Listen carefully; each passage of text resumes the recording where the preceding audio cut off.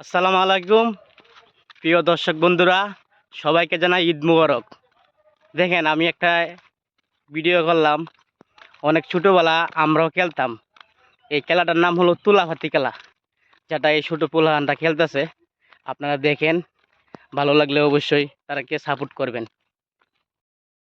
প্রিয় দর্শক বন্ধুরা, দেখতে পাচ্ছেন এখানে ছোটো পোলাহান মিলে রান্না করতেছে, মানে তুলাভাতি খেলা যেটা বলে সেটা তারা খেলতেছে। এটা আগের দিনও অনেক আমরাও খেলতাম, ঐতিহ্য ধরে রাখছে।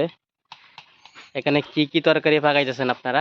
আমরা আলু ভাজি করতেছি, ভাত নানতেছি, এলাতি আর কিছু না? আমরা ঘরটা বানছি, এই দেখেন কলা পাতা দিয়ে ঘর বানিয়েছি। কলা পাতা দিয়ে ঘর বানছেন? ওই দেখেন, এই দেখেন কলা পাতার ঘর, অনেক সুন্দর হয়েছে। ছোট পোলাগানরা এখানে একটা ঘর বানছে তারা খেলার জন্য, কলা পাতা দিয়া। আর এই যে কঞ্চা কলা পাতা দেন ভিতরে, কিন্তু বিছনা ছাড়ি কোনো কিছু করে নাই। কি সুন্দর ঘর এটা। আমরাও অনেক ছোটবেলা এটা খেলতাম, সেই ঐতিহ্য তারা ধরে রাখছে।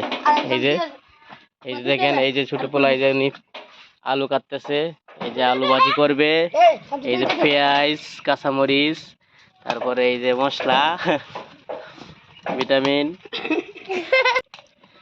এই যে ভাত রান্না করতেছে। এই যে ভাত প্রায় হয়ে গেছে, হওয়ার কাছাকাছি হয়ে গেছে। কোনো বড় মানুষ নাই, সবাই ছোট ছোট পোলাপান মিলে তারা এই আয়োজনটা করছে।